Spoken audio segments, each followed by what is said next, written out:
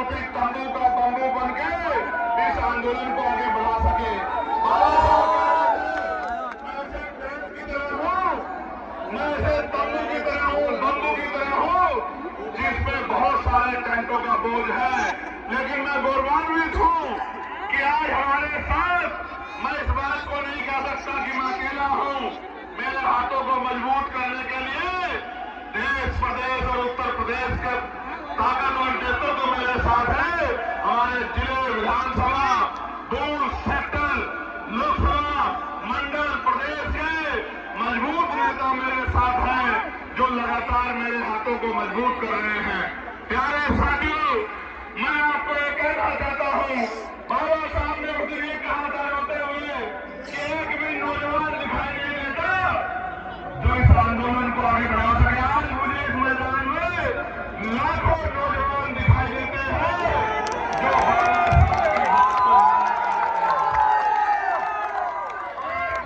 साहब की बात को मानने के लिए तैयार नौजवानों, आपकी शक्ति से शासन प्रशासन तो चीजों को समझ ही रहा है, लेकिन सरकारों की भी नींद खराब है। वरना आज का कार्यक्रम रामलीला ग्राउंड में होता। मैं यहाँ के प्रशासन का धन्यवाद करना चाहता हूँ कि उन्होंने काफी मदद की है, मगर साथियों आपकी भी जिम्मेदारी है कि आप अपनी लड़ाई को स्वयं लड़ें। प्यारे साथियों, हम उत्तर प्रदेश को कैसा प्रदेश बनाना चाहते हैं, मैं उस पर प्रकाश डालना चाहता हूँ। ऐसा प्रदेश जहाँ शिक्षा गरीबों के दायरे में हो, जहाँ गरीबों को अच्छी से अच्छी शिक्षा मिले। मैं बहुत जिम्मेदारी से आपके बीच में बात रखते कह रहा हूँ, 2000 रुपए आपको राशन के मिले ना मिले, 5 किलो राशन मिले ना मिले, लेकिन शिक्षा एक नंबर की मिलेगी आजाद समाज पार्टी के राज में। ऐसी शिक्षा मिलेगी जो यहाँ के प्राइवेट स्कूल में देने में भी सक्षम नहीं है, जिसकी महीने की फीस 20,000 रुपए है। मैं संकल्प लेके कहता हूँ कि हम लोग करके दिखाएंगे कि गरीब के बच्चों को ऐसी शिक्षा मिलेगी कि अमीर के बड़े-बड़े स्कूल, अमीरों के बड़े-बड़े स्कूल में पढ़ने वाले बच्चे भी गरीबों के बच्चों का मुकाबला नहीं कर पाएंगे। लेकिन आपके बच्चे को इतना मजबूत करेंगे कि वो 50,000 रुपए की नौकरी रोजगार करेगा महीने का, और आपकी आंख में आंसू नहीं आने देगा। मेरी बात को आप याद रखना। प्यारे साथियों, ऐसी चिकित्सा व्यवस्था लागू करेंगे कि इलाज की कमी और पैसे की कमी के कारण किसी की जान नहीं जाएगी। जैसे मैंने अपने पिता को खो दिया था, मैं आपको संकल्प करके कहता हूँ इस मिट्टी से।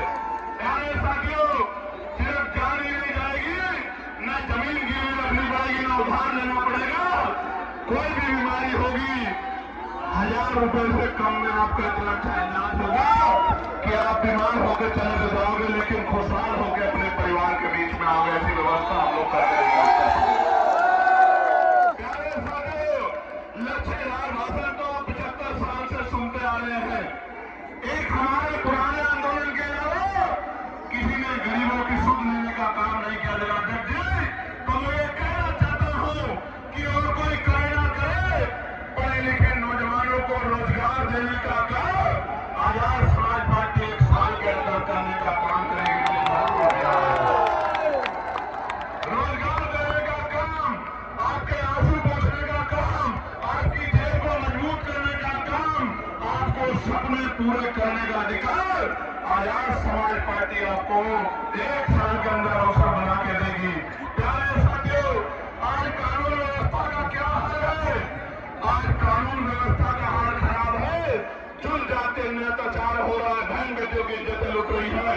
मैं आपको संकल्प करके कहता हूँ, अगर कोई अपराधी किसी बच्ची की तरफ आंख उठा लेगा, तो मुख्यमंत्री तो अभी कह रहे थे, मैंने मेरठ में भी पूछा था कि हर चौराहे पे यमराज खड़े हैं, यमराज ना खड़े हो, लेकिन पुलिस को इतनी शक्ति दी जाएगी कि किसी गुंडे की हिम्मत नहीं होगी बहन बेटे की तरफ आंख उठाए।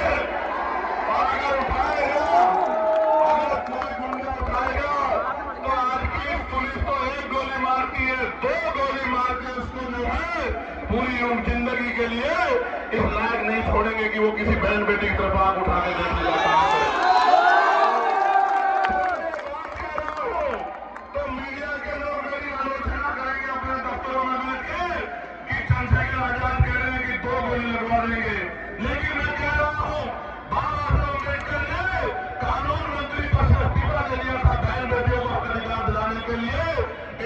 बेटियों के सम्मान के लिए एक नहीं दो गोली तो उस दरिंदे को लगनी चाहिए जो बहन बेटियों को बात उठाने का काम प्यारे साथियों, आज महंगाई ने कमर तोड़ दी है। मेरे आज भी याद है 2004-5 में सोना 10,000 रुपए हुआ करता था। आज कितना है? 1,54,000 रुपए। 1,15 लाख तो नहीं आए, लेकिन सोना 10,000 से 1,54,000 रुपए हो गया। किसी गरीब के अंदर हिम्मत नहीं बन पा रही है कि वो शादी में सोने की व्यवस्था कर ले। मैं आपको कहना चाहता हूं, ये सोने का दाम ऐसे नहीं गिरा। हमारे प्रधानमंत्री जब मुख्यमंत्री हुआ करते थे गुजरात के, तो कहा करते थे कि रुपए की कीमत ऐसे नहीं गिरती है, रुपया गिरता है तो प्रधानमंत्री की साख गिरती है। लेकिन आज रुपया कहां चला गया, प्रधानमंत्री जी को नजर नहीं आता। मैं आपको कहना चाहता हूं, अमीरों की तिजोरियों में जो पैसा भ्रष्टाचार का उठा के रख लिया है, इस भ्रष्टाचार पे ऐसी चोट करेंगे कि इन अमीरों को भ्रष्टाचार का पैसा निकालना पड़ेगा और ये पैसा गरीबों के घरों तक पहुंचेगा। गरीबों के रोटी का व्यवस्था, कपड़े की व्यवस्था, पानी की व्यवस्था, शिक्षा की व्यवस्था और चिकित्सा व्यवस्था, इस भ्रष्टाचार के पैसे को अमीरों की तिजोरी से निकाल के गरीबों तक पहुंचाने का काम हम लोग करेंगे। प्यारे साथियों, बाबा साहब ने 1956 में जमीनों की बात की थी। मैं आपके सामने कहना चाहता हूं, पुरानी सरकार ने जितनी जमीन दी थी गरीबों को, पिछड़ों को, दलितों को, चुन चुन के उन जमीनों को छीनने का काम सरकार कर रही है। असामी पट्टे हो या सीलिंग वाले पट्टे या कोई और पट्टे, सारे पट्टों को लगातार पिछड़े मुसलमानों को जो जगह थी छीनने का काम कर रही है।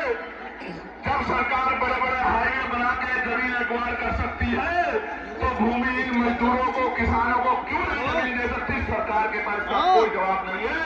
और जिन्होंने 70 साल में घर बना के लोग रह रहे हैं, जैसे मथुरा में एक बस्ती को उजाड़ने का काम सरकार करने की बात कर रही है, जहां गरीब दलित वाल्मीकि समाज के लोग रह रहे हैं। मैं सरकार को चेताना चाहता हूं, अगर आप गरीबों के घर छीनने का गाड़ी में जा रहे हो, या उनकी जमीन छीनने का काम करोगे, हम आगे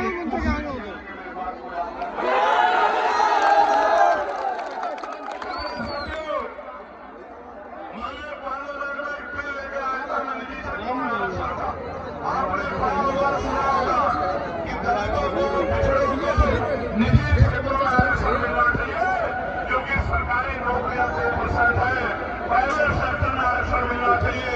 और ये बहस हुई, कोई कहता चंद्रशेखर आजाद को निजी क्षेत्रों में आरक्षण की बात करे। बात नहीं कर